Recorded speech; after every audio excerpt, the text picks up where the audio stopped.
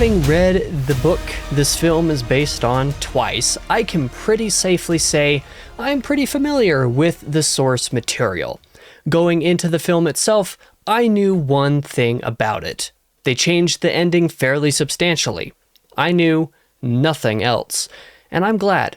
This film freaking rules. We'll get to the one minor and one major caveat later, but for 95% of the runtime, The Long Walk is actually perfect, or at least so close to perfect that I hardly care about the minute nitpicks. If you haven't seen this movie, I'm sorry, you absolutely should, or should have. It was 100% worth it, even with the aforementioned caveats. I don't have anything else to say for an introduction, and I think this will be a pretty short review in general. By God, I hope so. So let's talk about what makes The Long Walk nigh on perfect. Well, there are a handful of elements to the film that make it so readily and easily identifiable as fantastic, or in other words, which contribute massively to its quality. The casting and dialogue, general direction, blocking and framing, editing, and also faithfulness to the book until the end. To start, the thing that unquestionably holds the film together is the casting and character writing. Of course, it makes sense that this is the highlight of the movie, because without this landing, the entire thing fails utterly spectacularly. I mean, you're following a finite amount of characters as they walk themselves into oblivion. If they can't interact with each other in realistic and believable and most importantly dynamic ways, the entire heart of the story disappears in an instant. Fortunately, the writers knew to stick pretty close to a formula that worked. All the walkers are dudes, just as in the book, and so the dialogue is very much just dudes being dudes. There's ribbing, there's teasing, there's legitimate arguments and bickering, there are rivalries, there's charm and heart and friendships that form, and all of these dynamics change throughout the film as the reality of the end goal comes into sharper focus. Incredible work. I cannot speak highly enough about the casting and the writing. But arguably just as important, however these characters were directed should not be merely glossed over. There was definitely a ton of prep work that would have, had to go into every single shooting for this film, and being able to still get the character stuff out of it is no small task, and it was somehow all handled perfectly. And to match the brilliant acting direction that allowed all of the cast to really bring out their characters, the general film direction is also worth commending. This film appears to have been shot all on location, which, by the way, thank you. It's a small thing to ask for a film of this nature, but it really is appreciated. Anyway, being shot on location, the way that shots were constructed and locations chosen for each scene to get the most out of the visuals of the setting and also make it all seamless is something I just really wanted to shout out because it was great. Similarly, I should also compliment the decision to focus the cameras so that the backgrounds are essentially always heavily out of focus, rendering the characters, who, as discussed, are the very heart of this story, always are in the clear forefront of the frame. And this was a brilliant decision. Early on, it seemed a little bit strange, but the more the film went on, the more I appreciated this and the more intent it seemed. And I just mentioned the framing. Yes, this goes along with the same kind of note. The blocking and framing of shots in The Long Walk it's so good. It has to be enough to just merely say that the shots focusing on any given character at any given time are obviously so intentional. The construction of this film is honestly kind of difficult to fathom, despite how simple it initially seems. I don't know if what I'm saying makes any sense, but I can't get over just how good the technical choreography between the cast and the camera is. The amount of long takes that appear in this movie proves this alone, and further proves the point of framing. Blocking, too, is also implicitly quite powerful throughout. Not every death is shown in gruesome detail. In fact, many are specifically felt rather than seen, and that's just one example. The balance between when to show restraint and when to be in your face with every moment is masterful throughout The Long Walk, and I cannot commend that construction enough. But the construction of the film goes beyond the actual production and the pre-production inherent therein. The construction of The Long Walk hits so hard just as much because of its post-production stage, the editing. This point is rather simple. Not only are the shots so intentional, but the pacing of cuts when certain segments aren't just long takes is stupendous. And being able to keep 99% of the movie on some amount of the walkers, almost always with at least one of the main handful of characters in frame, is just very good. It's so good. But no small part of what makes The Long Walk work, ultimately, is the degree to which it is faithful to the book. That is hugely faithful until the last 5 to 10 minutes. But it's not just faithful in depicting the scenes of the book, which it is, down to including a couple of dream sequence flashback stuff that's going on in the main character's mind while dozing off in The Long Walk, but also it is faithful in capturing the spirit of the book. We already spoke about the characters being realistic and natural, but the fact that I knew every character inherently within seconds was thanks to my familiarity with the book. Getting the characters right is not something all film adaptations do. In fact, it's usually the most noticeable thing people notice upon beginning to view a movie if it's different. At least that's how it is for me. But The Long Walk got the characters and the spirit of the setting and desperation, all of that associated therein. It got all of this right, and that's more than I could hope for. And finally, that brings us around to the caveats. The first one of these is a minor nitpick that I occasionally remember randomly, including in the middle of writing this very script, so let's just get that nitpick out of the way. Like in the book, the characters talk about how there's not any crowds early on, crowds of spectators to watch the Long Walk event. This is explained away by the simple line of, yeah, we'll see them later when it's more competitive, like at the towns, for example. But the film proceeds to never once depict a crowd until the very final moments when the winner is decided, which is weird. This irks me in a very specific way because even the town, when Garrity sees his mother again, there's no real crowd to speak of, which makes absolutely no sense at all. At least in the book, Stephen King makes points to call out some handfuls of people now and again, more than just the occasional 1 to 3 farmers on the side of the road or something like that, like the movie does. But King also grows that kind of audience into larger multitudes every once in a while, especially at nearer to population centers. The aforementioned town is a notable one because that's Garrity's hometown. There should be plenty of people there to kind of celebrate his representation in the walk, and there's basically none. It feels weird. The only real crowd is at the very end of the movie, which just doesn't really make a ton of sense to me, especially when the comment about crowds was addressed earlier in the film.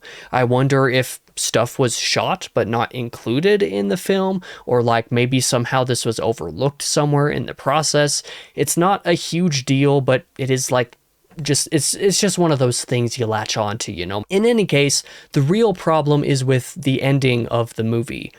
Oh boy, I have to forewarn here, there will be spoilers for the end of both the book and the movie in this section. Apologies, but in order to discuss the problems that I have, I just cannot ignore spoilers. I can't avoid them. Suffice it to say that I am not actually inherently against the basic premise of changing the ending of the book, but I think the filmmakers went with the low-hanging, nonsensical fruit that ultimately left no impact, where a different decision, a different direction, even within the context of changing the ending, would have yielded a more satisfying result. So, the spoilers from here all the way through basically the end of the video. In the book, things are left pretty ambiguous at the end.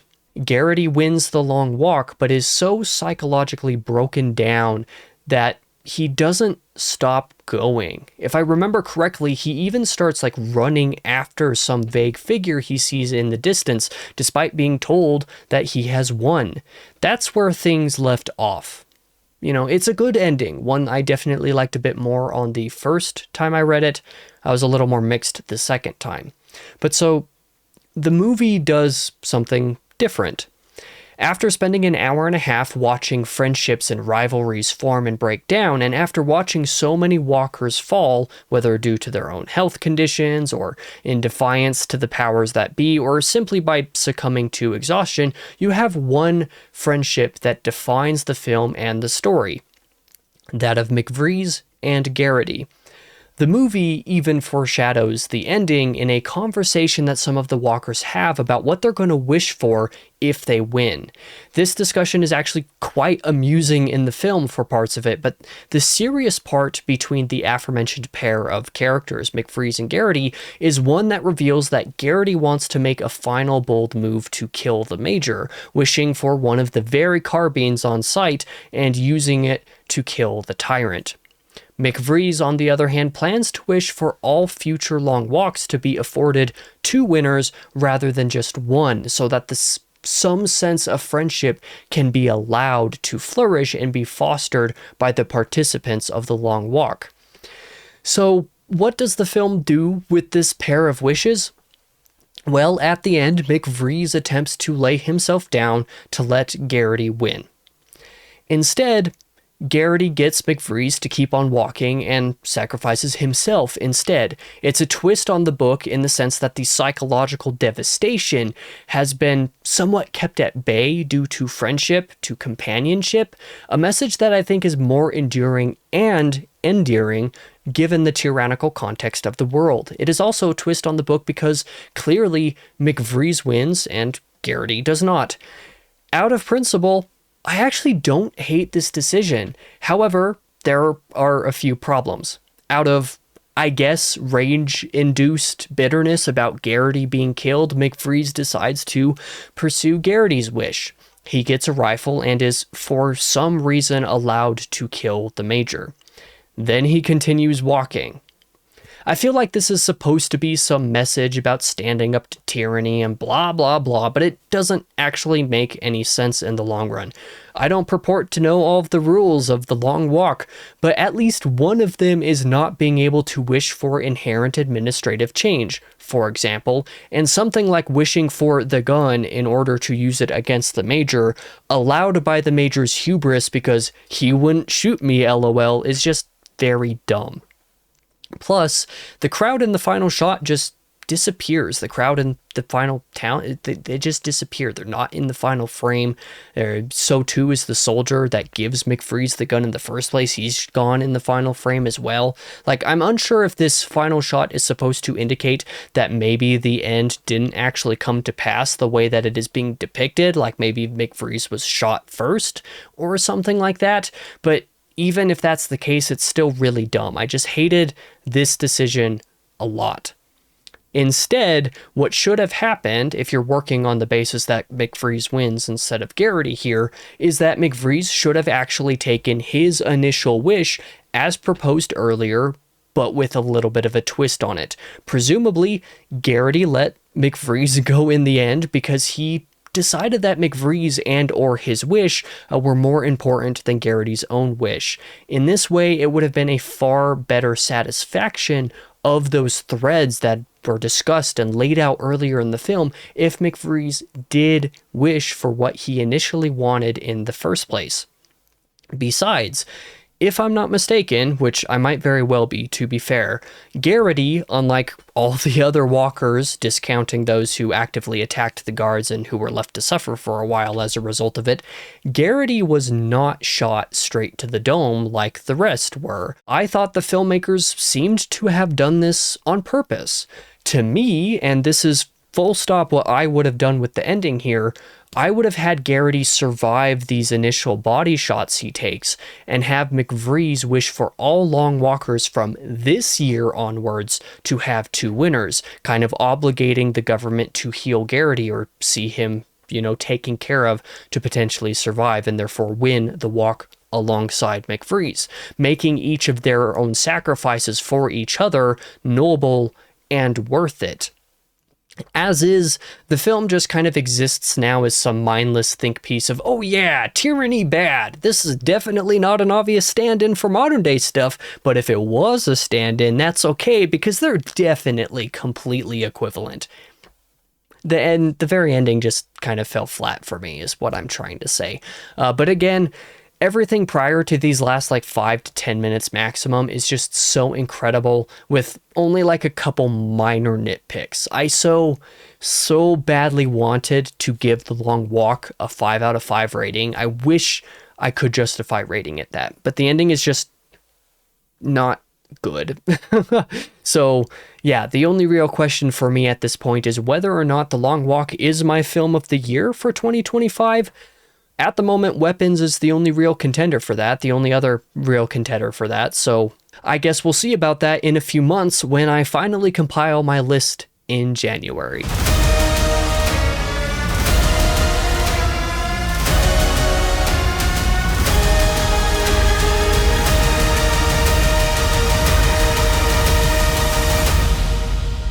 Thank you so much for watching. If you were one of the surprisingly few people who went and saw The Long Walk, be sure to let me know what you thought of it down in the comments below.